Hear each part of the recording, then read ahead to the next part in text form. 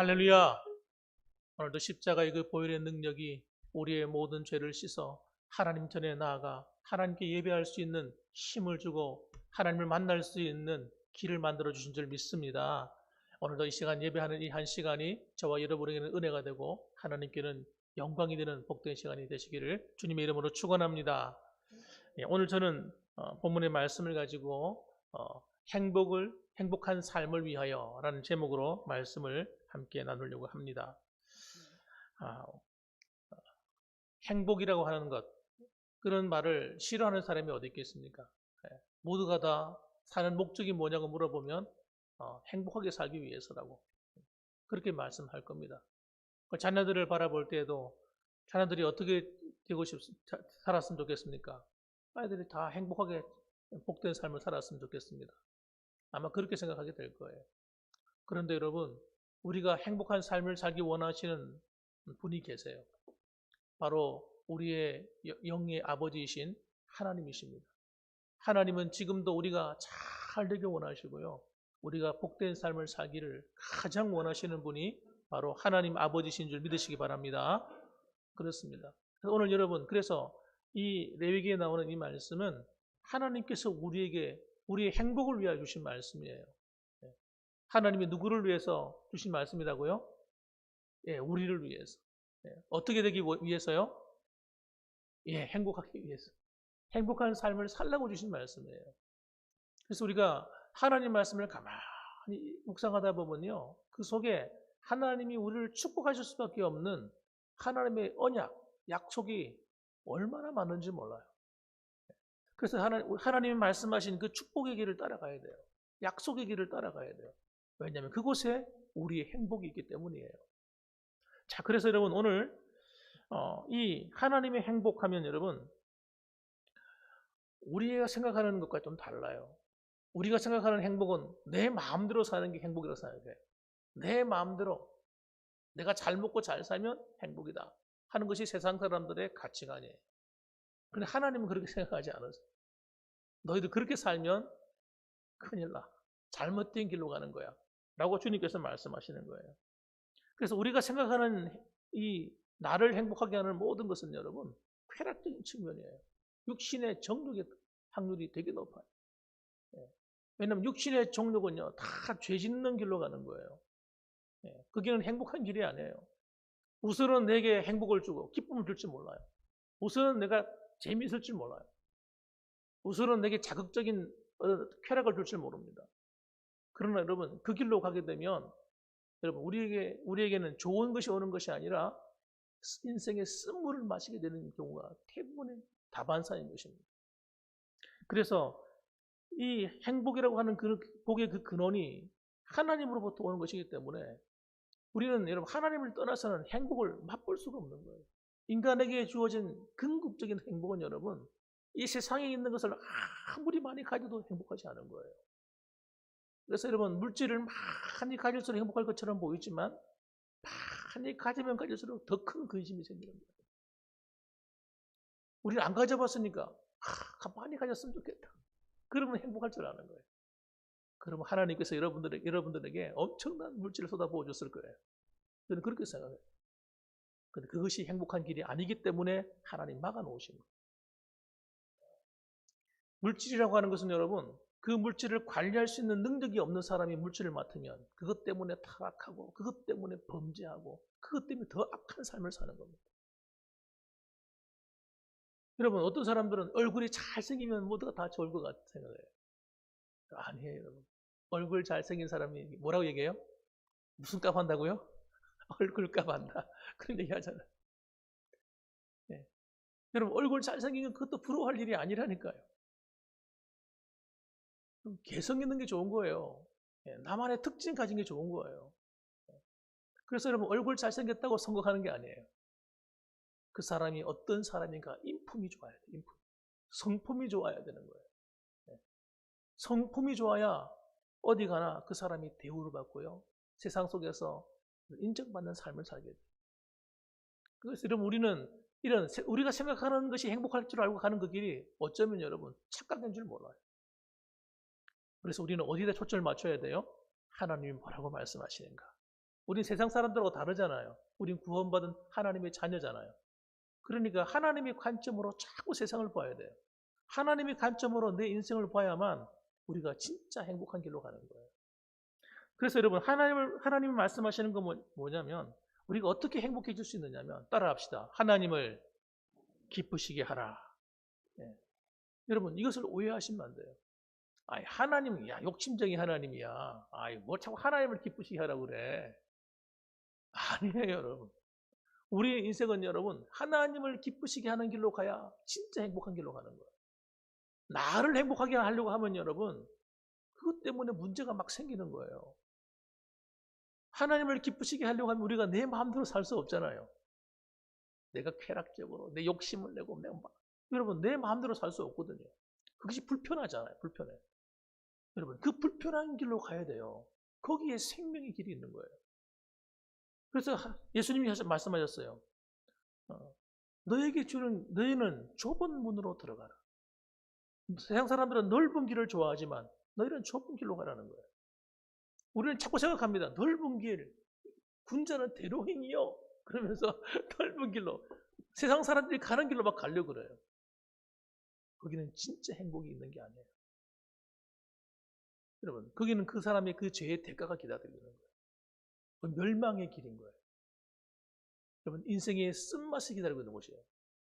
그래서 하나님은 여러분, 좁은 길로 가기를 원하시는데, 그게 뭐냐? 하나님을 기쁘시게 하는 길이에요. 거기에 행복이 있다는 걸 아셔야 돼요. 그래서 여러분, 우리가 이 예수님이 말씀하신 이 주님의 말씀한 길로 가야만 어떤 것이 역사가 일어나느냐? 여러분, 내 인생에 저주가 물러가고, 불행이 물러가고, 예? 인생의 근심 걱정이 물러가고, 여러분, 이런 나를 괴롭히는 악한 것들이 다 물러가는 길이 되는 거예요. 이걸 여러분 기억하셔야 돼요. 왜냐하면 예수님 안에 모든 인생에 하나님의 축복의 약속이 그게 다 있기 때문이에요.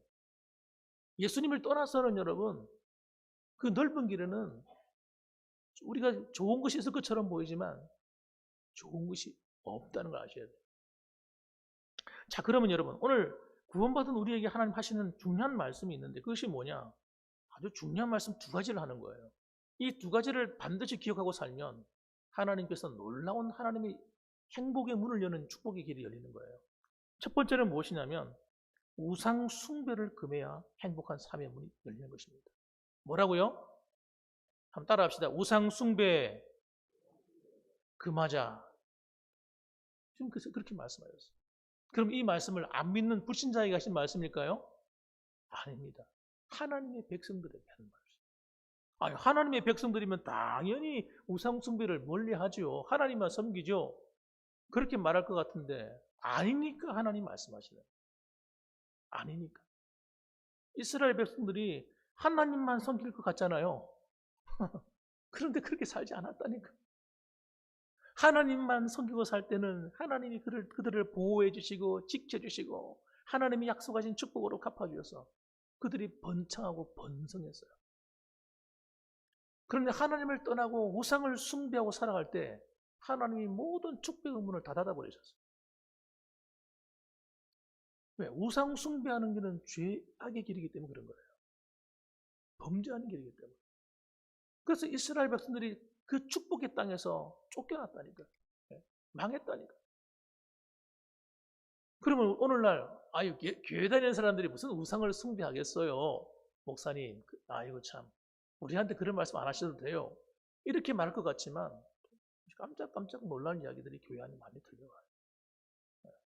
예수 믿는 사람이 그것도 평신도가 아니라 권사님 이런 분들이 사주팔자를 보고 사주팔자를 본다는 거예요. 점을 치고.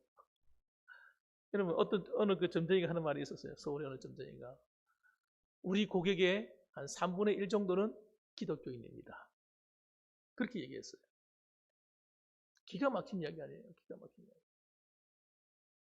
여러분 하나님이 기뻐하는 게 뭐예요? 점치고 하는 거예요. 그 우상 숭배라고 하는 게 뭡니까? 오늘 성경 말씀에 이 우상 숭배의 아주 기본 핵심을 정확하게 말해주고 있어요. 우리 1절 말씀 한번 보십시다. 1절 말씀 보면 이렇게 얘기합니다. 너희는 자기를 위하여 우상을 만들지 말지니 족각한 것이나 주상을 세우지 말며 너희 땅에 족각한 석상을 세우고 그에게 경배하지 말라. 나는 너희의 하나님 여호와임이니라. 그러면서 맨 앞에 뭐라고 얘기합니까? 너희는 자기를 위하여 우상을 만들지 말지니 이렇게 했어요. 왜 사람들이 우상을 숭배할까요? 우상을 사랑해서 그런 걸까요? 우상을 존경해서?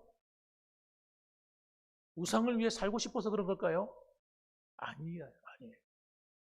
자기를 위하여 우상을 만들지 말지니. 대부분의 많은 사람이 우상을 숭배하는 이유가 자기를 위해 하는 거예요. 자기를 위해서, 자기의 쾌락을 위해서, 자기의 정욕을 위해서, 자기의 어떤 목적을 이루기 위해서 우상을 숭배한다는 거예요. 그리고 우상을 만든다는 거예요. 이것이 출발입니다, 여러분. 이게 전부 다예요. 자기를 위해서 살아가는 삶이 이미 우상 숭배하는 길로 가고 있는 거예요. 거듭난 하나님의 백성들이 하나님을 나의 왕, 나의 구주라고 말하면서 겉으로는 포장되어 있는 거죠. 나는 기독교인이야. 나는 하나님을 섬기는 사람이야. 이렇게 해놓고는요. 실상 그 뚜껑을 열어보면 자기를 위하여가 들어있는 거예요. 자기를 위해 사는 거예요.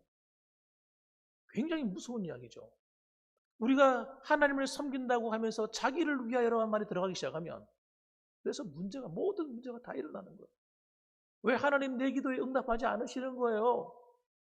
왜 하나님 내가 열심히 봉사하고 있는데 왜 난 복을 주지 않는 겁니까? 잘 들여다봐야 돼요.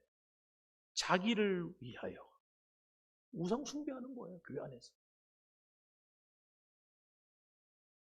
우리는 여러분 예수 믿는다는 게 뭡니까? 내가 죽는 거예요. 내 자아가 죽는 거예요. 내가 죽고 주님이 사시는 게 신앙생활이에요. 주님과 함께 내 정욕이 죽는 거예요. 내 옛사람이 죽어야 되는 거예요. 내가 죽어야 주님이 내 안에 사셔서 내 삶을 경영해 주시고 내 앞길을 인도해 주시고 주님이 내 앞길을 축복해 주실 텐데 하나님이 살아계신 것이 아니라 내가 살아야 되는 거예요. 내가. 그래서 누가 나한테 섭섭한 말하면 기분이 나빠요. 화가 막 나요. 누가 내 하나님을 건드려. 이거 왜 너 그 침범했어? 야! 삿대질이 올라가요. 미워해요. 여러분, 자기를 위하게 되면 여러분, 모든 악한 것이 다 튀어나오게 되었어요. 교회 나가는 목적이 뭡니까? 나를 위하여. 내가 복받기 위하여. 곤란해지는 겁니다, 여러분. 자꾸 자기가 드러나는 거예요. 여러분, 복을 받는 이유는 뭡니까? 우리가 하나님을 기쁘시게 함으로 하나님이 선물로 그 복을 주시는 거예요. 은혜를 베풀어 주시는 거예요. 그래서 우리가 믿음의 길로만 잘 가면 하나님의 축복은 그냥 따라오는 거예요. 이게 내가 막 만들어내는 게 아니라 하나님의 축복이 막 나를 따라다녀. 귀찮을 정도로. 내가 왼쪽으로 가면 왼쪽으로 따라오고 오른쪽으로 가면 오른쪽으로 따라오고 네? 하나님의 은혜가 나를 쫓아다닌다니까.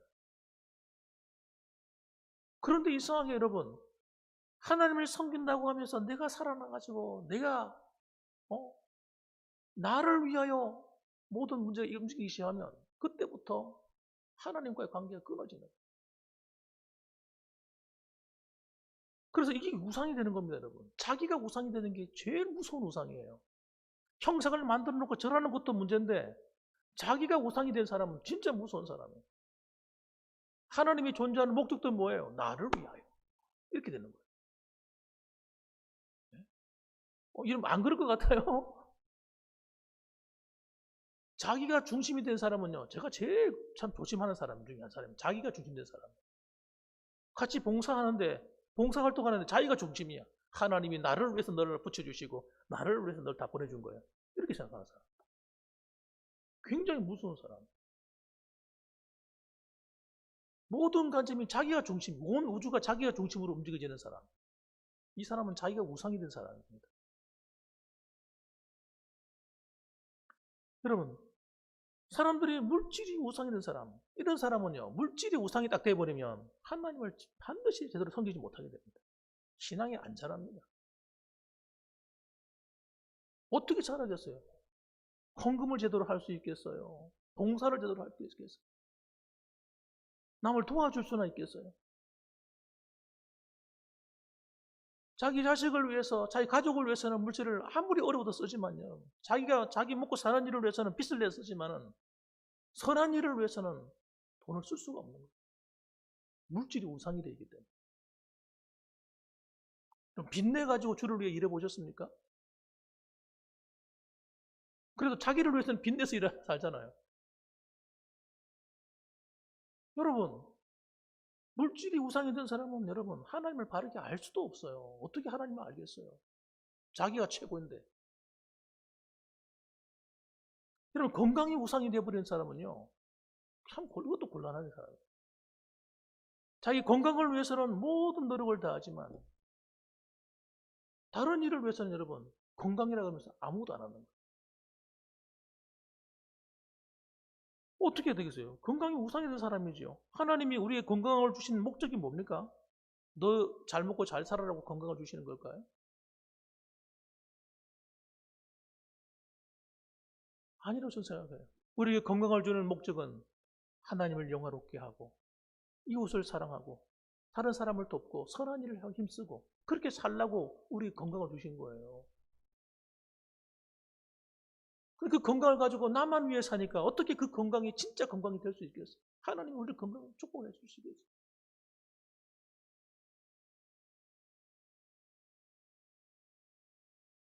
그래서 여러분 자녀를 기를 때도 아이들에게 이 정신을 심어줘야 돼요. 하나님을 사랑하고 하나님을 바르게 섬길 줄 아는 바른 정신을 심어줘야지. 여러분 나를 위해서는 모든 걸 다 희생하면서 하나님을 위해서 아무것도 하지 않고 다른 사람을 위해서 봉사하지 않고 이런 삶을 심어주면 안 돼요. 그러면 하나님의 복을 받지 못하는 인생을 살게 되는 거예요. 하나님 떠나 사는 거예요. 내가 힘들어도 내가 아파도 때로는 내가 여러 가지 연약한 가운데 있더라도 내가 심지어는 가난하더라도 내가 하나님을 바르게 섬기려고 하는 그 믿음을 갖고 살도록 가르치면 그 아이에게는 하나님의 축복이 따라다니는 아이가 될 줄 믿으시기 바랍니다. 하나님 누굴 축복하시겠어요? 생각해 보세요. 자기를 위해 살겠다는 사람과 인생의 목적을 가진 사람과 나는 하나님의 영광을 위해 살겠다고 하는 사람과 그 두 사람이 똑같이 장사를 하고 있어. 하나님 누굴 축복해 주셔야 되겠어요? 아니 자기만을 위해 사는 사람과 난 어떻게 하면 교회와 사회를 위해서는 일하리라. 그런 사람이 있으면 하나님 누구를 축복해 주셔야 되겠어요? 누구에게 건강을 주셔야 되겠어요?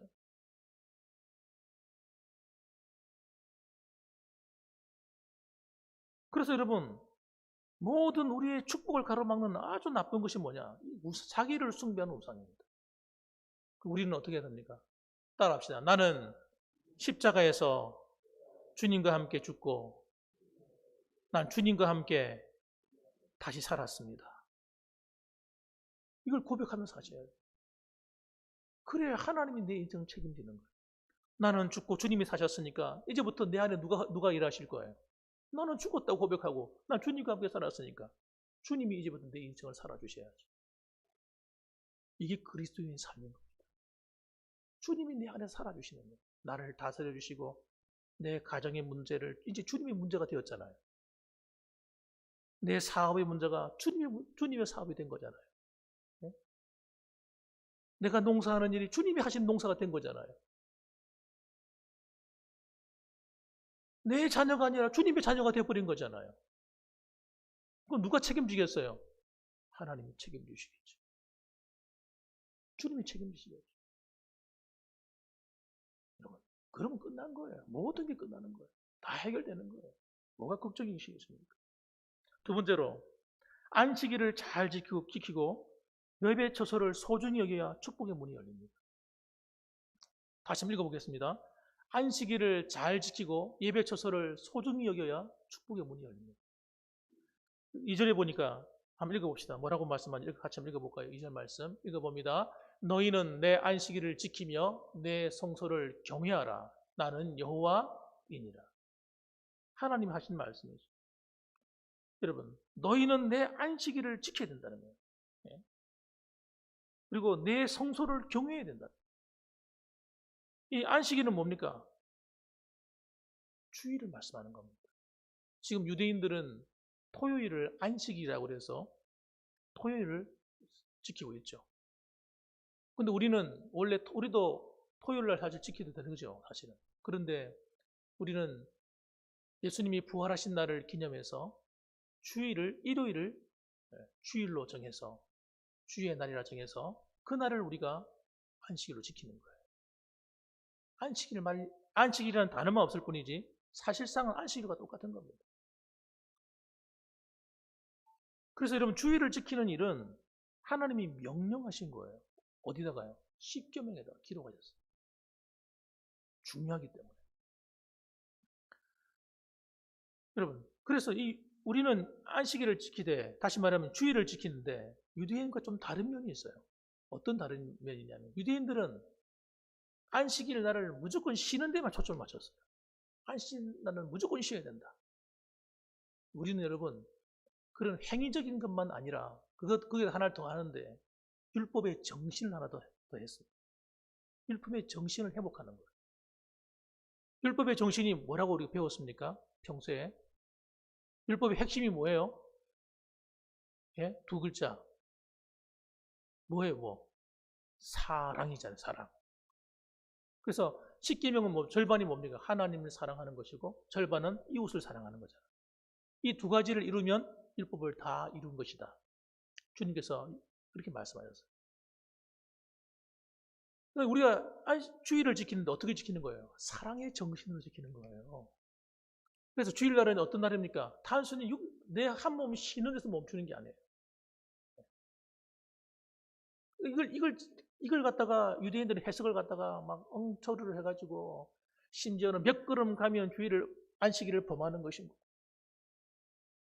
노동을 하는데 얼만큼 일이 됩니까? 심지어는 밥도 안 해먹고 불 끄는 것도 노동이다. 어떨 때 불 켜는 것도 노동이다. 이런 식으로 적용을 해버렸어요. 그러니까 그거는 감옥이에요, 감옥. 얼마나 힘든 일이에요. 안식일 날 아무것도 못해. 뭐 로봇입니까? 가만히 있어야 되는 겁니까? 인형입니까? 아니, 그렇게 하려고 하나님께서 말씀하신 게 아니죠. 하나님 말씀하시는 것은 안식일을 거룩히 지키라 하시면서 그날은 예배 드리는 날로 지키는 거예요. 그 하나님을 사랑하는 표현이 뭡니까? 예배예요. 하나님을 사랑하는 최고의 표현이 뭐냐? 따라합시다. 예배다. 그러니까 주일날 와서 예배 드리는 이거 하나님이 얼마나 기뻐하는지 몰라요. 얼마나 기뻐하는지. 따라합시다.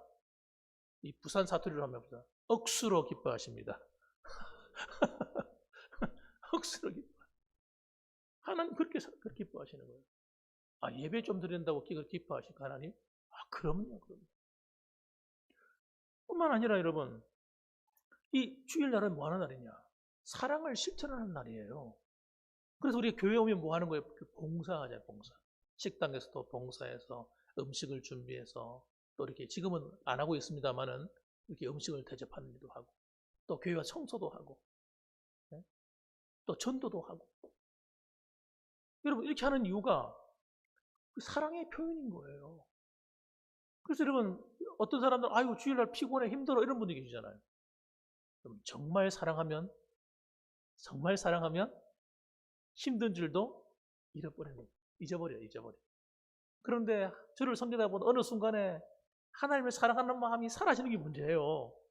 사랑으로 하지 않게 되면 그때부터 노동이 되는 거예요. 그때부터 무거운 짐이 너무 힘든 거죠. 그래서 여러분 사랑을 회복하는 게 중요한 거예요. 사랑을 회복하는 것이. 사랑을 회복하지 않으면 예배 드리는 것도 힘들어. 그죠? 아예 피곤하고 바쁜데 또 휴일날 좀 쉬고 싶은데 쉬자. 하나님을 사랑하는 마음이 사라져 버리면요 예배 드리는 것도 형식적이에요. 형식적. 따라합시다. 사랑을 잃어버리면 모든 것이 형식적이 된다. 그래서 여러분 우리한테 회복해야 될 게 뭡니까? 계속해서 회복해야 될 것이 사랑을 회복하는 거예요. 하나님을 사랑하는 마음을 회복하는 거예요. 이웃을 사랑하는 마음을 회복하는 거예요. 회복할 때 마음이 기뻐지고 즐거워지는 거예요. 여러분이 김상희 목사를 사랑하는 마음을 회복하면 어떻게 될까요? 설교가 귀에 꿀처럼 들려요. 꿀처럼. 왜? 내가 좋아하는 사람이 하는 설교는 다 좋게 들리는 거예요. 예? 내가 좋아하는 남편을 사랑하게 되면요. 남편을 위해서 뭐 합니까? 남편을 위해서 내가 수고해도 그걸 노동이라 생각하지 않잖아요. 어느 날 남편이 보기 싫을 때가 있는 거예요. 뭘 보기 싫을 때가 있어요. 언제예요? 사랑이 식어질 때. 사랑하는 마음이 도저히 못 참겠어. 여보, 당신이 알아서 해. 나 안 해. 아내가 안 도와주면 남편은 힘들다니까, 힘들어요. 여러분, 마찬가지죠. 남편도 마찬가지. 남편도 아내를 사랑하는 마음이 식어지면요. 아내 하는 모든 것이 마음에 안 드는 거예요. 사랑하는 마음이 중요해요. 우리 하나님을 여러분 사랑하되 열심히 사랑하셔야 돼요. 그래서 여러분 그 표현이 뭐라고요? 사랑하는 표현이 모이기를 힘쓰는 겁니다. 주일날 하나님을 예배드리는 자리에 오는 거예요. 그래서 여러분 히브리서 10장 25절 말씀 보면 모이기를 피하는 어떤 사람들의 습관과 같이 하지 말고 오직 권하여 그날이 가까움을 볼수록 더욱 그리하자. 그렇게 기록이 되어 있어요. 그래서 여러분 주일날도 모이기를 힘쓰셔야 돼요. 힘써야 돼요. 힘을 안 쓰면요. 내가 쉬고 싶으면 쉬고 가고 싶으면 가고 말고 싶으면 말고 이렇게 되는 거예요. 그래서 그것을 뭐 때문에 하느냐? 따라합시다. 하나님을 사랑하기 때문에. 나를 구원하신 하나님, 나를 위해 십자가에 죽어주신 예수님의 그 사랑을 자꾸 생각하는 거예요. 그럼 그렇게 하면 하나님이 또 은혜를 부어주는 거예요. 이상하게 교회 가면, 그렇게 교회 가면요. 하나님 또 은혜를 부어주시고, 내 마음을 위로하시고, 용기를 주시고, 새 힘을 주시고, 할렐루야. 그래서 하나님이 또 새 힘을 주셔야 돼요. 우리가 살아갈 수 있는 거예요. 자, 이렇게 여러분, 이 두 가지죠. 굉장히 별거 아닌 것처럼 보이지만 이 두 가지가 매우 중요하기 때문에 처음에는 우상숭배하지 말라. 우상숭배의 가장 클라이막스가 뭐라고요? 자기를 숭배하는 것이다. 자기를 위주로 사는 것이다. 두 번째, 그걸 버려야 되는 거예요. 두 번째는 뭐예요? 안식일을 바르게 지키려고 힘쓰는 겁니다. 그럼 이 두 가지를 잘하게 되면 어떤 일이 벌어지는가 하는 것입니다. 결론적인 말씀입니다. 자, 3절 말씀 보세요. 너희가 내 규례와 계명을 준수하면 이렇게 말씀하잖아요. 이게 하나님 약속이라는 거예요. 약속. 이렇게 하면 내가 이렇게 하겠다. 하나님이 약속해 줍니다. 약속. 자, 손가락, 새끼 손가락 꺼내보세요. 자, 이게 누구하고 약속한 거예요? 하나님하고 나하고 약속한 거예요. 하나님하고 위에 계신 분하고. 약속을 딱 하단 말이에요. 우리는 약속하면 지켜요, 안 지켜요? 지킬 때가 많죠, 그죠? 그런데 때로는 안 지킬 때도 있죠? 네, 손 내려보세요. 괜찮습니다. 여러분, 그러니까 약속이라고 하는 것은 우리가 생각할 때는 지켜도 되는 것이고 안 지켜도 되는 것이고 이렇게 생각할 때가 되게 많아요. 근데 하나님은 그렇지 않아요. 하나님은 한 번 약속하면요. 따라합시다. 반드시 지키시는 분이다. 할렐루야. 이게 놀라운 거예요. 정말 놀라운 거예요. 하나님은 한 번 약속하시면 반드시 지킨다. 그러니까 그 다음에 나오는 내용이 너무 중요하잖아요. 궁금하잖아요.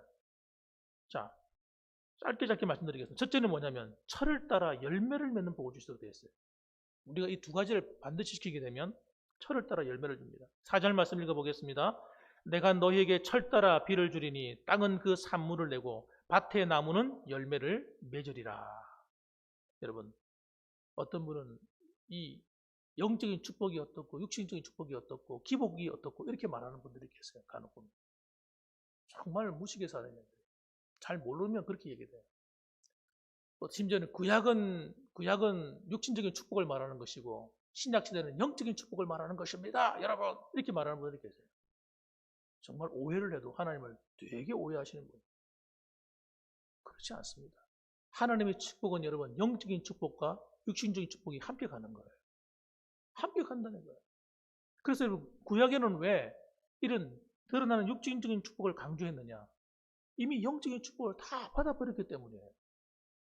영적인 축복. 그들은 다 하나님의 백성이 되었어요. 하나님이 주신 은혜를 다 보장받은 사람들이에요. 그러니까 그 다음에 영적인 축복을 받은 사람들이 살아가면서 받아 누려야 될 이 땅에서 누릴 복을 말씀하시는 거예요. 그럼 신약은 다릅니까? 신약도 똑같아요. 우리가 예수를 믿음으로 영적인 축복을 받아버린 거예요. 그리고 그 다음엔 여러분, 살아가면서 육신적인 축복도 우리가 믿음으로 살면 받도록 되어 있는 거예요. 그래서 따라합시다. 믿음으로 이 복을 받게 된다. 받게 된다는 거예요. 자, 보세요. 그러면 보세요. 자, 그래서 이 성경에서 말하는 이 축복은 어떤 것이냐면 하나님의 말씀의 약속에 달려 있다는 거예요. 하나님의 말씀을 따라 살 때 오는 것이 축복이라는 거예요. 그러니까 우리가 하나님의 말씀을 제대로 읽지 않으면, 그리고 그 말씀대로 살지 않으면 구원은 받았다 할지라도 삶은 얼마든지 고단한 길로 갈 수가 있는 거예요. 이해되십니까? 하나님의 약속이 없는 것은 여러분, 하나님의 축복도 없는 거예요. 그래서 구원은 다 받았기 때문에 여러분, 우리가 구원받은, 예수를 믿음으로 구원받은 우리 백성들이 살아가면서 받을 이 땅의 축복은 여러분, 내가 하나님 말씀을 지키고 순종하면서 오는 겁니다. 자, 이 두 가지를 순종하게 되면 어떤 일이 벌어지느냐? 하나님께서 우리를 축복하시는데 우리가 하는 모든 일에 복을 주신다고 약속하고 있습니다. 어떻게 약속하느냐? 5절 말씀 읽어볼까요? 구체적으로 설명합니다. 읽어봅니다. 시작. 너희의 타작은 포도 딸 때까지 미치며 너희의 포도 따는 것은 파종할 때까지 미치리니 너희가 음식을 배불리 먹고 너희의 땅에 안전하게 거주하리라. 아멘. 이거 우리는 이 말씀이 이해가 잘 안 되니까 무슨 말인지 이해가 안 돼요. 왜냐하면 아니 타작은 포도 딸 때까지고 포도 따는 것은 파종할 때까지고 이 말이 무슨 말이야? 이해가 안 되시죠? 왜냐 여러분들은 유대인들이 아니기 때문에 이해가 안 되시는 거예요. 제가 풀어드릴게요. 이 말이 무슨 말이냐면 타작은 포도 딸 때까지 미친다는 말은 이스라엘은요 우리하고 좀 다릅니다. 계절도 다르고 또 이게 많이 틀려요. 또 추수하는 것도 시기도 다릅니다. 이스라엘 사람들은 그 땅에 추수하는 것은 여러분 보통 3월에 추수가 돼요. 3월과 4월에 추수를 합니다. 그러니까 여러분 타작을 한다는 말은 추수한다는 말이잖아요. 타작을 해서 추수를 해서 곡식을 부어 드리는데 언제까지 하느냐? 포도 딸 때까지 하는 거예요. 포도는 언제 따는데요? 포도는 6, 7월경에 보통 포도를 땁니다. 그러면 3, 4월에 타작이 다 끝나고 추수가 끝나야 되는데 3, 4월이 아니라 5월, 6월, 7일까지 2, 3개월 정도 더 타작을 해야 된다는 거예요. 그 말이 무슨 말이에요? 너 굉장히 많은 추수를 해가지고 이걸 타작을 하는데 시간이 그만큼 걸린다는 거예요. 그만큼 복을 준다는 겁니다. 하나님이 주시는 복은 여러분 우리가 생각하는 것 째째하고 틀려요. 하나님이 한번 우리를 축복하시면요 째째한 복이 아닙니다. 따라합시다. 왕창. 하나님이 한번 복이시면 어마어마한 복이 많은 거예요. 우리가 믿음이 너무 부족해가지고요 하나님을 쨍쨍한 하나님을 바라보기 때문에 그런 거예요. 하나님은 엄청난 분이세요. 기적을 일으키는 분이세요. 또 포도를 따는데 언제까지 하느냐? 파종할 때까지 하는 거예요. 파종은 이제 심는 거잖아요. 이 사람들은 가을에 심어요. 그러니까 10월, 11월 달에 파종시키거든요. 그러니까 6, 7월 달에 포도를 따는데 파종할 때가 10월, 11월이니까 그때까지 7월, 8월, 9월, 10월, 11월 3, 4개월까지 계속해서 포도를 따야 된다는 거예요. 무슨 말이에요? 포도가 너무 많이 열려가지고. 그러니까 하나님이 그렇게 풍성하도록 열매를 맺도록 하나님 해주겠다고 하는 도장을 찍은 거예요. 도장. 계약을 맺은 거예요. 하나님과. 너희가 이렇게 살아가면 내가 이렇게 해주겠다. 이야, 이거 정말 이거 우리가 받아볼 만하지 않습니까, 여러분? 예? 그래요, 안 그래요? 받아볼 만하지 않아요, 이런 말씀은. 하나님께서 여러분의 삶 속에 이러한 복이 있기를 주님의 이름으로 축원합니다. 그 다음에 삶의 평화를 누리는 복을 주십니다. 6절 말씀 읽어보시죠. 6절 말씀. 자, 읽어볼까요? 시작. 내가 그 땅에 평화를 줄 것인즉 너희가 누울 때에 너희를 두렵게 할 자가 없을 것이며 내가 사나운 짐승을 그 땅에서 제할 것이요 칼이 너희 땅에 두루 행하지 아니할 것이며. 아멘. 이런 평화라고 하는 것은 그 히브리 말로 샬롬 하는 말입니다. 한번 따라합시다. 샬롬. 평화를 빈다. 평화를 빈다. 그런 뜻이에요. 하나님이 주신 이 평화의 복, 이 샬롬의 복이 없으면요 우리가 이 땅에 거둬들이는 이 세상에 어떤 것도 행복을 줄 수 없게 되는 거예요. 네. 아무리 돈이 많으면 뭐합니까? 늘 마음이 불안하고 걱정 많고 집안에 사건이 자꾸 일어나고 이러면 여러분 행복할 수가 없잖아요. 그래서 하나님께서 뭐라고 말씀하세요? 이렇게 하나님 너희들 풍성하게 하실 뿐만 아니라 너희 삶에 평화를 주겠다는 말은 우리가 안심하고 살아갈 수 있도록 걱정 근심이 없도록 만들어주겠다는 거예요. 세상에 이런 약속이 어디 있습니까? 저는 성경을 읽다가요 한 번씩 가끔 절도해야 된다 생각해요. 어머나 세상에 어머야 엄마야 이렇게 하나님 이럴 수가. 진짜 저는 청년 시절에 성경 말씀을 읽다가 그럴 때가 많았어요. 이야 세상에 누가 나한테 이런 말씀을 들려줄까? 하나님 외에는 이렇게 말해준 분이 없어요. 그래서 여러분 이 야베스가 정말 자신의 삶이 어렵고 힘드니까 하나님께 기도하는 거예요. 하나님. 뭐라고 기도합니까? 하나님 아시지 않습니까? 내가 너무 어렵고 가난하게 태어나서 아버지도 없이 태어났습니다. 하나님. 내 삶에 환난을 벗어나 근심이 없게 해 주옵소서 하고 기도하거든요. 그가 늘 매일마다 시간만 나면 기도하는 거예요. 눈만 뜨면 기도하는 거예요. 하나님 아시죠? 환난을 벗어나 근심이 없게 하옵시고. 그런데 하나님이 그의 기도를 들으시고 그가 놀라운 인생을 만들어주지 않습니까? 정말 빛나는 인생을 만들어주시거든요. 그 말이 무슨 말이냐면 그가 어떻게 살았다는 거예요. 하나님 말씀대로 살았다는 거예요.